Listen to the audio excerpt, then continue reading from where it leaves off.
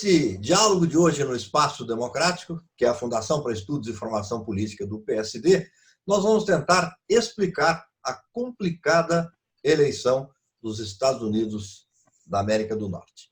Para isso, nós vamos contar aqui com as explicações do cientista político Rogério Schmitt. Rogério, bem-vindo, obrigado pela participação.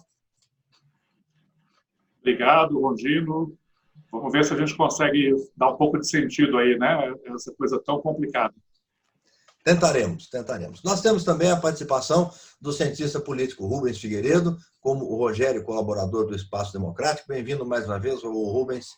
Obrigado pelo convite. E também a participação de uma convidada muito especial, que é a Vera Galante. A Vera é CEO da Empower Consultoria e é mestre em estudos sobre os Estados Unidos pelo College of William and Mary. E ela foi, por 19 anos, assessora cultural sênior da Embaixada dos Estados Unidos no Brasil. Vera, seja muito bem-vinda. Obrigado pela participação. Eu que agradeço o convite. É uma honra estar aqui com gente tão ilustre. Vamos ver se a gente consegue entender as eleições americanas, né? Acho que nem eles entendem direito. Pois é. Eu queria começar perguntando para o Rogério inicialmente, que é o seguinte: o Rogério, já virou aí lugar comum, né? Alguém se espantar com a informação de que a Hillary Clinton teve mais votos do que Donald Trump e perdeu a eleição. Como é que pode, né? Eu vou começar esse diálogo exatamente por aqui com esta pergunta. Pode isso, Arnaldo? Ou melhor, pode isso, Rogério Schmitt? Olha, então eu vou me permitir também dando uma resposta à lá Arnaldo. A regra é clara. A eleição presidencial americana, ela tem uma característica muito peculiar, né? Porque ela não é uma eleição, uma única eleição, né? Como normalmente acontece no Brasil, por exemplo, né? Então, o Rondino lembrou bem aí que, em 2016, a Hillary teve mais votos do que o Trump, e o Trump foi eleito, né? Para ser bem específico, a Hillary teve quase 66 milhões de votos na soma do país, e o Trump teve 63 milhões. Então, a Hillary teve cerca de 3 milhões de votos a mais do que o Trump, né? Mas o Trump ganhou a eleição aonde importa, que é o colégio eleitoral, sobre o qual eu vou começar a falar, né, daqui a pouquinho. Eu só queria dizer o seguinte: esse sistema americano, que para nós parece esquisito, ele é muito antigo, né? Ele foi criado lá na Constituição americana, no final do século XVIII, né? E foi criado exatamente, junto com outras instituições políticas americanas, exatamente para evitar a tirania da maioria, né? Para usar a expressão clássica lá dos federalistas, né? A ideia era criar mecanismos, né, para evitar que o presidente fosse eleito, né, por uma maioria que oprimisse as minorias, né? Então, daí a ideia de fazer o chamado colégio eleitoral, né? Então, na prática, a eleição americana para presidente não é uma única eleição. São 51 eleições separadas, né? Cada estado faz a sua própria eleição, né? Então, essa mania que a gente tem de olhar para os votos nacionais, né, para eles lá não faz sentido, né? O que importa é ver como que foi a eleição em cada estado. Cada estado faz a sua própria eleição e cada estado faz a sua própria apuração, né? Então, você somar os votos do país inteiro é um mero recurso informativo, né? Mas não tem muito sentido prático, né? Então, cada estado faz a sua eleição e cada estado também elege o número de delegados ao colégio eleitoral, né? O colégio eleitoral é quem, na prática, de fato, escolhe o presidente americano, né? Cada estado envia ao colégio eleitoral um número de delegados que, na prática, é a soma do número de deputados desse estado com o número de senadores, né? Então, você tem aí o maior estado americano, mais populoso, que é a Califórnia, tem, acho que, 53 delegados no colégio eleitoral. Por quê? São 51 deputados, é proporcional à população, e mais 2 senadores, né? E você tem também vários estados pequenininhos americanos lá que não tem muita população e que cada um deles manda 3 delegados para o colégio eleitoral. Por que 3? Porque é um deputado, né? Tem estados que tem só um deputado, né? E 2 senadores. O número de senadores é igual para todos os estados, né? Então, é isso que importa, né?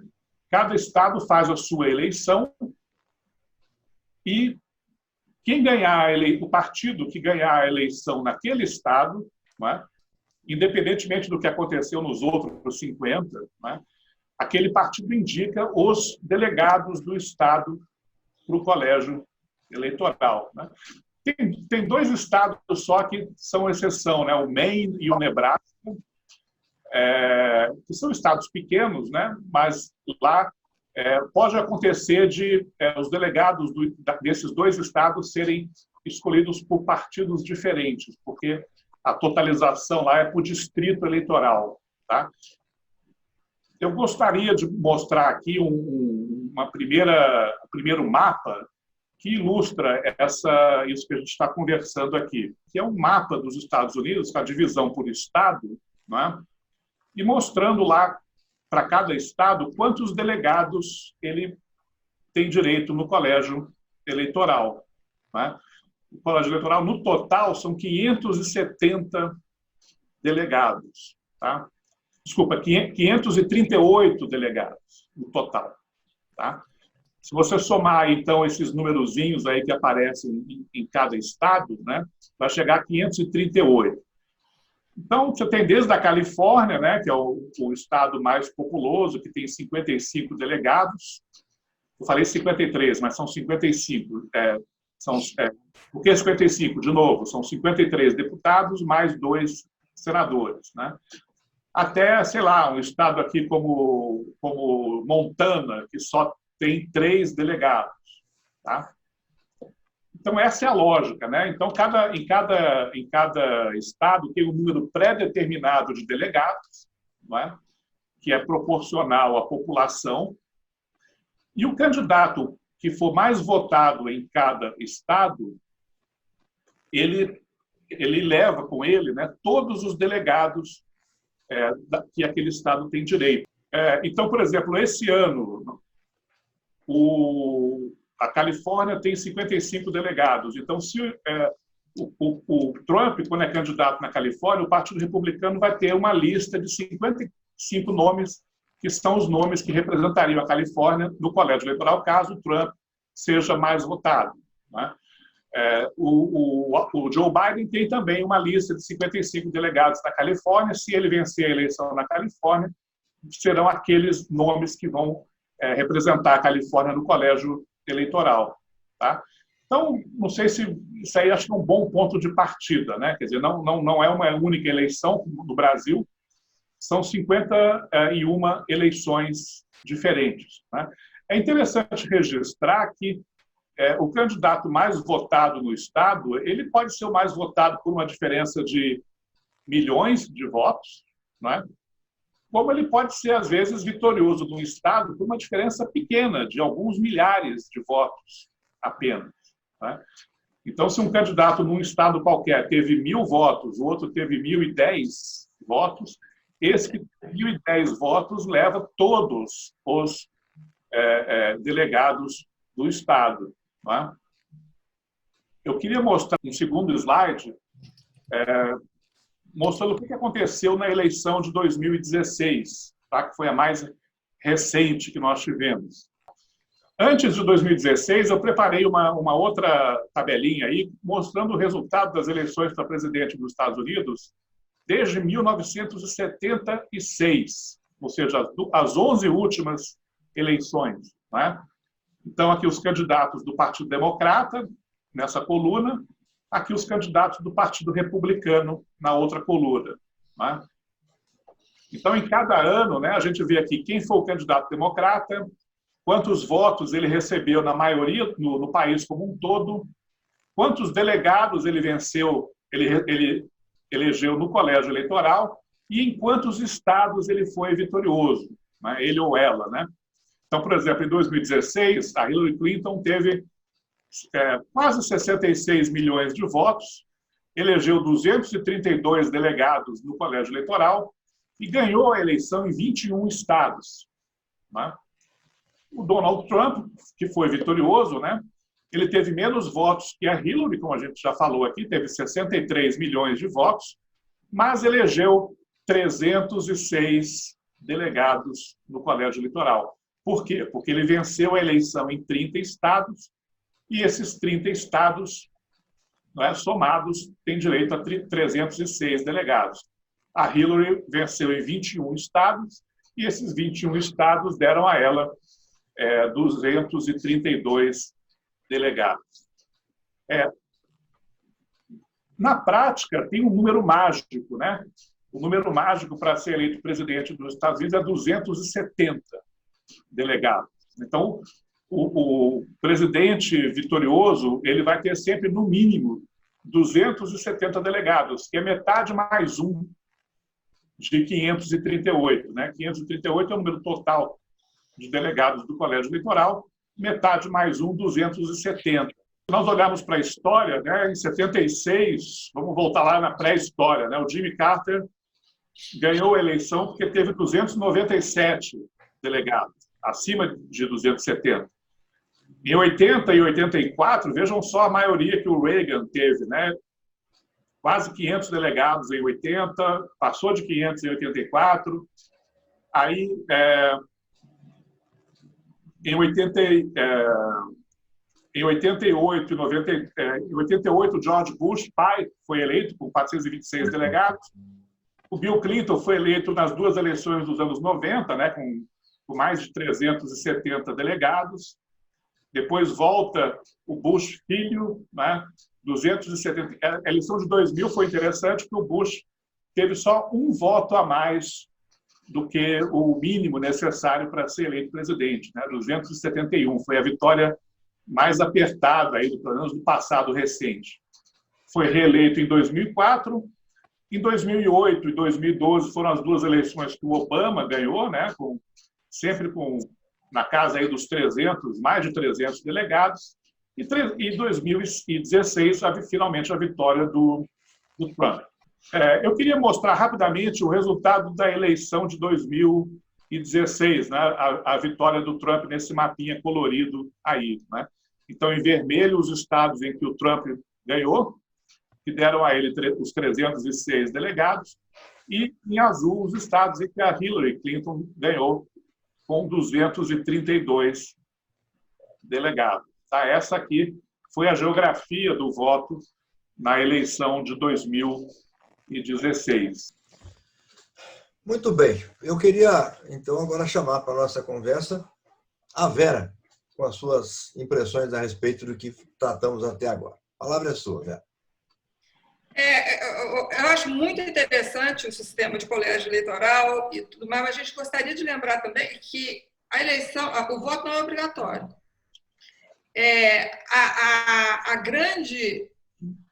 As duas grandes batalhas. Primeiro é convencer as pessoas para irem votar e a segunda é ganhar a eleição, né? Mas então, assim, eles querem eleitores para poderem ser vitoriosos.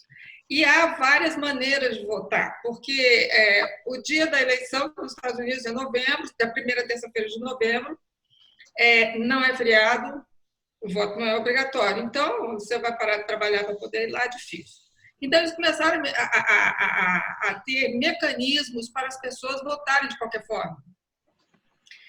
Ou vota pelo correio, a maior parte. Então, alguns estados, aí não é regra, cada estado tem uma regra, né? São 50 estados mais o Distrito da Colômbia, então, Colômbia, DC, né? Então, são 51 sistemas diferentes. Mas alguns estados mandam automaticamente pelo correio a cédula eleitoral, que vai desde o presidente da República até o xerife do condado, que entra todo mundo e vai ser contado, cada um também num dia, vai depender do estado.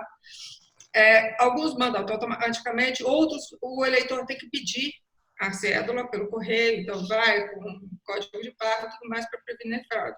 Então, as pessoas podem votar. E também podem votar o early voting antes, antecipadamente, nas próprias zonas eleitorais. Vamos usar a nossa terminologia, mas não existe zona eleitoral. Então, ele vai, assim, zona pré-determinada, eu só posso votar naquele lugar. Então, eles podem ir com antecedência também votar. Isso tudo para facilitar, para provocar o voto, vamos dizer assim, né? Eu acho muito interessante. Por quê? Porque daí legitima a eleição com grande número de eleitores votando, apesar de não alterar o número dos votos do colégio eleitoral, mas aqueles X número de delegados daquele determinado estado, eles carregam um peso muito maior. Então, é aí que eles estão, que eles querem, né? Mais gente votando. Eu acho isso muito interessante também, de notar. Rubens? Eu queria fazer aqui um comentário de caráter mais geral. Nós quase esgotamos aí a forma através do qual os americanos votam.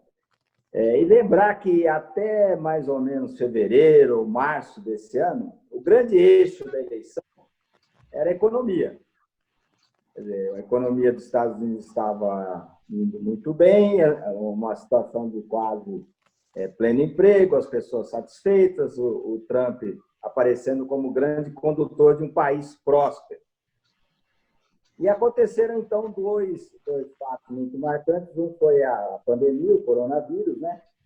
Que virou de cabeça para baixo essa prosperidade econômica, e depois a questão racial. Eu lembro, Rogério, nós tivemos aqui em junho um debate também sobre a eleição americana, o Paulo Kramer, e naquela oportunidade o Rogério perguntou se a questão racial teria fôlego para chegar até novembro, que é o mês da eleição. E ficou uma dúvida no ar se aquela questão tão premente, tão forte, naquele momento, ela seria capaz de perdurar até a eleição. Depois daquele episódio lamentável do George Floyd, nós tivemos talvez pior ainda, se é que existe nesse tipo de coisa, que foi o Jacob Blake, um negro, levar 7 tiros pelas costas. Então, a questão racial também se acirrou nos Estados Unidos. Então, vai ser uma eleição muito peculiar, porque esses 3 grandes eixos vão ser determinantes na escolha do eleitor, e tudo indica que vai ser uma eleição muito polarizada. Eu queria aproveitar o Rogério e perguntar a ele se as pesquisas nacionais que são divulgadas nos Estados Unidos, se elas levam em conta a população dos estados e a quantidade de delegados, ou esse dado é oferecido à sociedade como é no Brasil, como uma pesquisa nacional que capta a intenção de voto da maioria dos eleitores. De fato, vou começar pelo Rubens, depois eu falo também, comento o que a Vera disse. As pesquisas eleitorais, normalmente, essas que são, pelas que são mais divulgadas aqui no Brasil, que chegam até nós aqui, são as pesquisas nacionais, né? Em todas elas, o Joe Biden tem liderado aí por uma margem, aí, em alguns casos, próxima a 10 pontos, acho que nunca abaixo de 5 pontos de diferença nas pesquisas nacionais até o momento, né? Mas, de novo, né, a rigor, esses números não são tão importantes para antecipar, né, o resultado, né? Depois a gente vai ver aqui, e de fato eu concordo com o Rubens, a eleição vai ser está muito polarizada, né? Uma coisa que a Vera falou, que me chamou a atenção, é essa questão do voto pelo correio, né? Essa eleição também, o presidente Trump tem tuitado bastante aí, reclamando da possibilidade de fraude com o voto enviado pelo correio e mostrando uma certa preocupação, né, com talvez uma tentativa de tirar a reeleição das mãos dele, né? Mas o voto pelo correio é uma instituição bem tradicional nos Estados Unidos, né? Nunca houve não tem um peso tão grande assim. Eu fiz uma rápida pesquisa, acho que o voto pelo correio aí, na média, representa 2%, 3% do total de eleitores, né, que votam, né? Não sei se tem esse peso que o Trump está querendo dar, né? Não sei, acho que a Vera quer fazer alguma... Eu só queria fazer um comentário. Acho que, primeiro, que nós estamos numa época de pandemia, então deve crescer o número de eleitores pelo correio. Ninguém sabe quanto. Trump tem falado muito de fraude nas eleições pelo correio, aliás, nos correios, né? Não na eleição em si, o voto em si. Mas houve uma pesquisa que pesquisou de 2000 a 2012 todos os votos pelo correio, né, para ver o que houve ali de fraude. Eles descobriram quase 500 votos fraudados, comprovadamente fraudados, num número total de 1 bilhão de votos. Então, não é... Quer dizer, a fraude existe. Isso aí é presencial, correio, ela existe. Mas o número é desprezível. Então, assim, ele está falando, ele está crescendo, ele está divulgando teorias conspiratórias, mas ele não tem base factual para provar o que diz. Mas funciona. Eu queria colocar uma questão para o Rogério, para a Vera e para o Rondino também, que diz respeito à motivação que o eleitor do Trump e do Biden terão para ir votar no dia da eleição. Como a Vera apontou, não é um feriado, é um dia comum e existe um custo da pessoa sair de casa para votar, deixar de trabalhar, deixar de ficar com a sua família. Existem 2 grandes eixos, né, de discurso. O discurso do Trump, que me parece mais mobilizador, ele é da defesa da lei da ordem. Os democratas vão abrir as fronteiras e fechar as prisões e que uma horda de vândalos tomará as ruas iniciando o carro. Biden, ele defende posição mais, vamos dizer, filosófica. Ele aponta os riscos que Trump acarreta para a democracia, diz que é preciso defender, é preciso ir contra o racismo e também fala da questão da saúde das pessoas do Donald Trump. Eu queria colocar essa questão perguntando qual eleitor, o de Trump ou de Biden, estarão mais mobilizados, se sentirão mais estimulados a irem votar no dia da eleição? Eu queria tentar responder ao Rubens, voltando à questão do colégio eleitoral, se vocês me permitem. Tá. Esse mapa aqui, eu acho muito interessante para encaminhar a resposta aí do Rubens. Ele pega as eleições de 2000 até 2016, tá? As 5 últimas eleições. Os estados em azul são os estados onde sempre os democratas ganharam. Tá? Não sei se dá para ver aqui, ó. Dificilmente os democratas terão menos de 195 votos no colégio eleitoral, porque eles ganharam nesses estados azulados todas as eleições desde 2000 até 2016. O Partido Republicano ganhou a eleição em todas essas vezes nos estados em vermelho, não é? Que tem também 179 delegados. Então, dificilmente o Trump vai ter menos de 179 delegados, a menos que haja uma grande surpresa, né? Eu acho que esse aqui é o piso do Biden e esse aqui é o piso do Trump.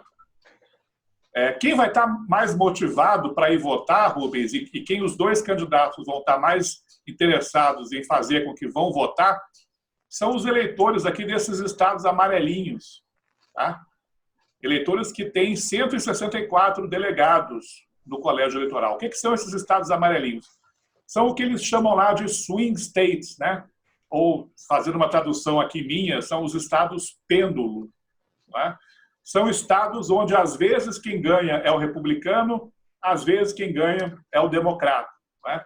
Então, esses estados em amarelo aqui, nessas 5 eleições, houve pelo menos uma vez em que trocou o partido vencedor.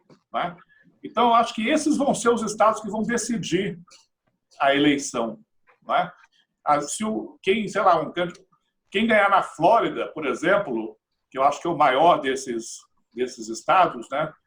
De Flórida, Pensilvânia, pode ter uma diferença de 1.000 votos a mais para o Trump ou 500 votos a mais para o Biden na Flórida, e ele vai levar todos os 29 delegados da Califórnia. Né? A mesma coisa na Pensilvânia, que é um outro estado importante, né? que tem 20 delegados. Né? Então, em condições normais, né, me parece que nesses estados em amarelo, aí, que acho que são, se eu contei direito, acho que são 14 ou 15, né, onde na prática vai ser eleito o presidente. Né? Provavelmente vão ser os estados onde os candidatos vão visitar mais, onde eles vão pagar mais anúncios de televisão, né, para mobilizar os eleitores desses estados, né? Porque é aí que vai fazer a diferença. Né? Esses 164 delegados aqui do Colégio Eleitoral, dos swing states, vão determinar o veredito, me parece, da próxima eleição. Não sei se faz sentido para vocês, se alguém quer comentar alguma coisa. Eu só queria, para confirmar o que você acabou de falar, ontem o Biden estava na Pensilvânia, agora Trump está chegando na Carolina do Norte. Então, assim, eles vão focar nesses estados. Califórnia, Trump não vai. Aquilo lá... O Biden também não vai para o Texas, né? Também não vai. Não precisa. O problema da Hillary, na eleição passada, o que falaram foi que ela deixou de visitar estados importantes e ela acabou perdendo aqueles estados que antigamente eram democratas. Não pode deixar esses estados. A matemática tem que funcionar muito bem na hora da campanha. Tem que ver para que lado que vai. E os amarelinhos lá são realmente os que contam. E eles vão visitar toda semana. A convenção do Partido Republicano foi na Carolina do Norte. Trump foi lá outro dia.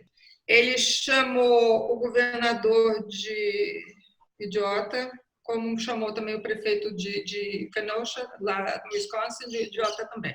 Então, assim, são os dois democratas. Então, assim, ele não é bobo, ele vai exatamente onde ele tem que ir, e agora está começando a andar também, né? Porque ele estava muito parado. Olha, eu queria só fazer uma pequena discordância com o Rogério. No começo ele falou que a regra é clara. Eu diria que a regra ficou mais clara agora, mas ainda nem tanto. Por exemplo, se eu não estou mal informado, em alguns desses estados aí, a divisão dos delegados é proporcional. Em alguns, não são todos, parece. Não é isso? 2? Alguém pode me explicar isso? Essa é uma pequena complicação. Vai lá, Rogério, o colégio é seu. Eu lembro de ter citado aqui, né? São 2 estados só, né? O Maine e o Nebraska. Tá? Uhum. Nesses 2 estados, não é que a divisão é proporcional. Pode até acontecer do mesmo candidato eleger todos os delegados desse estado. Mas a divisão é por distrito eleitoral.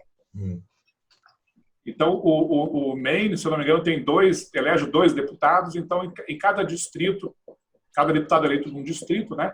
Em cada distrito do Maine, pode ter um vencedor diferente ou pode ter o mesmo vencedor. Né? E o Nebraska, idem. Né? O Nebraska tem acho que 3 deputados, né? Então, os 3 podem ser do mesmo, ir para o mesmo candidato ou podem também se distribuir entre candidatos diferentes. Né? Então, tecnicamente, não é que seja proporcional, mas pode acontecer de haver o que eles chamam de split vote, né? Que é o delegados do mesmo estado, ou só desses dois estados, serem de partidos diferentes. Né? Mas como são estados pequenos, né? Quer dizer, numa eleição muito apertada, podem acabar até sendo decisivos, né? Mas não é a regra, é uma exceção.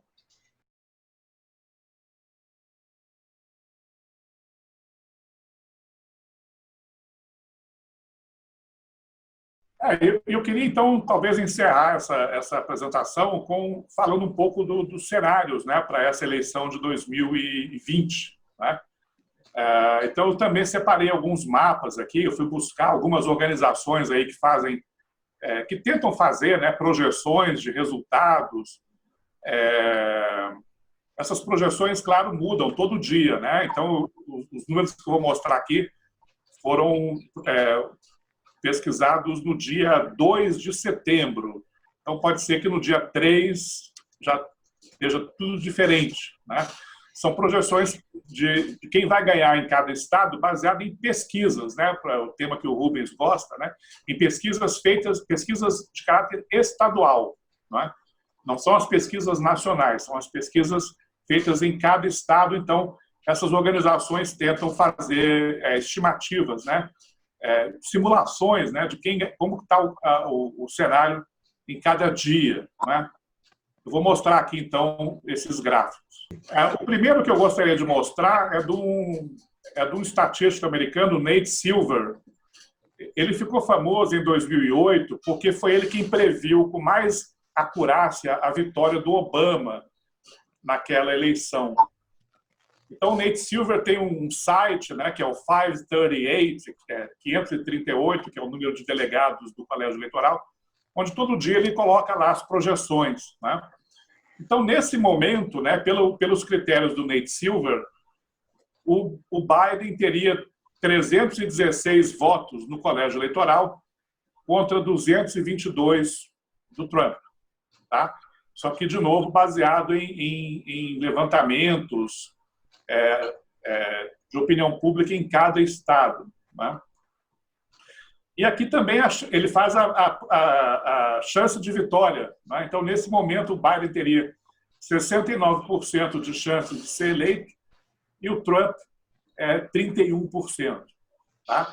Segundo a metodologia aqui do Nate Silver, eu vou mostrar mais outras duas metodologias semelhantes. Uma outra organização legal da gente acompanhar é esse aqui, 270 to Win, que 270 é o número mágico, né, de delegados mínimo, né, que precisa ser atingido. Nessa organização, nesse momento, né, o Joe Biden estaria com 278 delegados, e aqui são os estados em azul, né? O Trump com 169, tá? Que são os estados em vermelho. Quanto mais vermelho, mais segura a vitória, né? Ou quanto mais azul, também mais segura a vitória para o democrata. E nesse momento, tem aqui 91 delegados nesses estados aqui, nesse marrom claro, que são estados que estão indefinidos, né? Onde, com base nas pesquisas, é impossível você apontar um favorito nesse momento. Tá? Então, nessa metodologia aqui, hoje o Biden já teria os 270 votos que ele precisa para se eleger. Né? Mesmo que o Trump leve todos os 91 delegados desses outros estados aqui indefinidos, ele não suplantaria, né, o patamar do Biden. Agora, eu pessoalmente, dessas organizações, a minha favorita é a RCP, que é a sigla para Real Clear Politics, que é um site também muito legal que todo dia divulga projeções do colégio eleitoral. Né? No RCP, o Biden hoje estaria com 212 delegados garantidos, o Trump com 115 delegados garantidos, e aqui os toss-ups, né, que são os estados em caro coroa, né, que podem ir para um lado ou para o outro, né, nada menos que 211 delegados, meus amigos.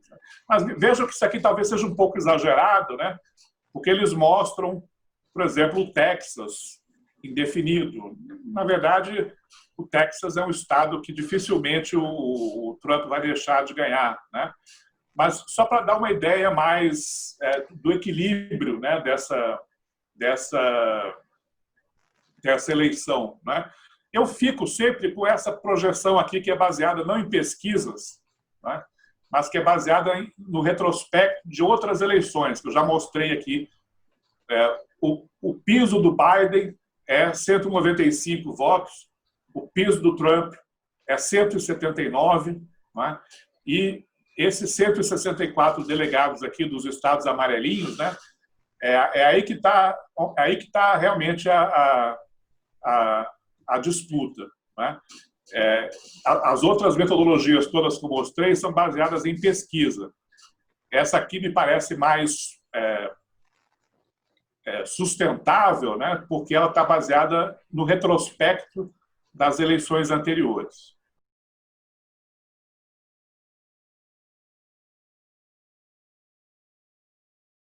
Eu queria um comentário da Vera sobre um aspecto da eleição americana que não tem diretamente a ver com Trump ou Biden, mas que é o fato de que em cada estado, cada condado, existe uma série infindável de referendos em que as pessoas votam para decidir as coisas mais locais mesmo, né? Mudança de alguma coisa numa escola, eleição de um xerife. Eu queria que você comentasse esse aspecto, Vera, da democracia americana. Sim, a gente fala muito de democracia participativa, eu acho que essa seria a mais perfeita definição. Eles participam de tudo. Como você mencionou, da divisão do distrito escolar, isso, se há algum zoneamento diferente, alguma coisa, vai para referendo nas eleições. O xerife do condado, o secretário de educação, né, o da superintendent, vai depender do estado e do condado, mas todos esses são cargos eletivos. E um exemplo, por exemplo, estadual, a senadora, hoje senadora, a candidata a vice-presidente Kamala Harris, ela foi eleita procuradora-geral, attorney general do estado da Califórnia, anos atrás, quando ela concorreu. Então, assim, a cédula eleitoral, ela não tem 2 nomes, ela tem 2 nomes e mais uma infinidade de itens que apaixonam as pessoas que moram naquela localidade. Então, voltando a um comentário seu um pouco tempo atrás, Rubens, o que motiva as pessoas a votarem? Muito é o que acontece com ela na sua casa. Então, já que vai votar no distrito e tudo mais, porque aquilo afeta diretamente a pessoa, então acaba subindo para o presidente também, entendeu? É uma coisa muito interessante, porque o que motiva realmente é o que acontece na vizinhança ali, no microcosmo ali dos Estados Unidos. Curioso que, de certa maneira, é uma inversão em relação ao que costuma acontecer aqui no Brasil. O Rogério e o Rubens podem falar sobre isso, que aqui é o contrário. Você tem uma eleição presidencial, a pessoa pensa primeiro na eleição do presidente e depois nem liga qual deputado estadual vai votar, não sabe nem se tem candidato. É uma inversão de prioridades, né? É verdade. Você lembra de qual deputado você votou?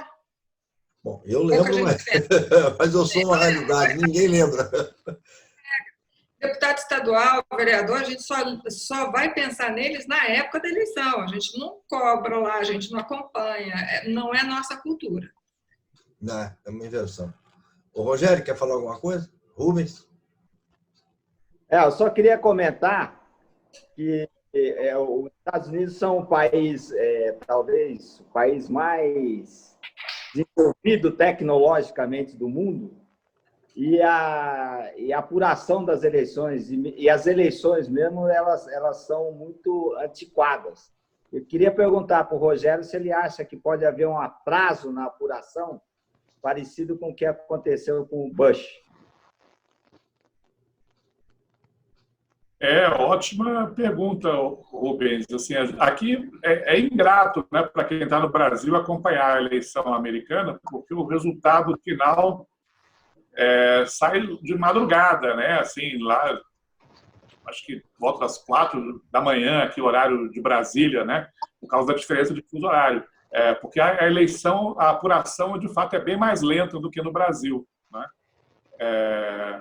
E à medida que a apuração vai avançando, as emissoras de TV, né, já vão dando, fulano ganhou no estado tal, Beltrano ganhou no outro estado, aí eles já vão fazendo essas totalizações parciais, né?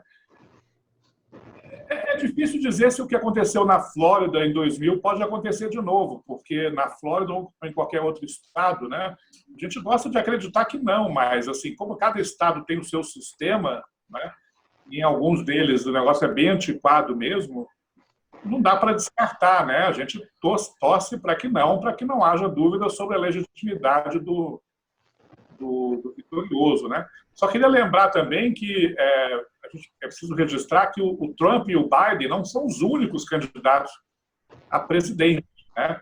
Você tem uma miríade de pequenos partidos nos Estados Unidos que também lançam candidatos a presidente, só que também não tem a menor chance, né? Porque não tem nenhuma estrutura política competitiva, né? Então, eu já vi que agora, por exemplo, o Partido Libertário, Partido Verde, já anunciaram candidatos lá, mas não são nomes que a gente nem vai ver mencionados na cobertura, porque não tem muita chance, né? E lembrando... Nem entram na cédula em muitos estados, porque eles precisam de uma representatividade X para poder entrar na cédula. Né? A Vera lembrou bem. Não tem um modelo nacional de cédula, né? Cada lugar faz do seu jeito, né? O que a gente sabe é que vai ter também eleição vai renovar toda a Câmara dos Representantes, né? Que é a Câmara seria a nossa Câmara dos Deputados. Vai renovar metade, acho que a metade é 1/3, se eu não me engano, das vagas do Senado. Alguns estados vão eleger senador, outros não, né?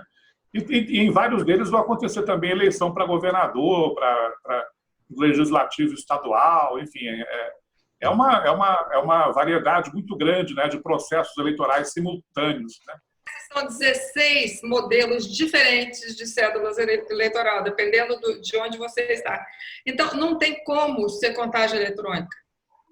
É muito variado, tem que ser manual mesmo, ou eletrônica limitada, né? Então, para presidente eletrônico, depois manualmente para os outros itens da cédula, é complicado. Queria agradecer muito a participação, viu, Vera? Sua participação aqui, importante nesse nosso diálogo. Obrigado, Rogério, pelas explicações. Tenho a certeza de que as coisas agora estão realmente bem mais claras. Obrigado, Rubens, também pela sua participação mais uma vez. E obrigado a você que acompanhou esse programa, esse diálogo no Espaço Democrático até agora. Até o próximo programa.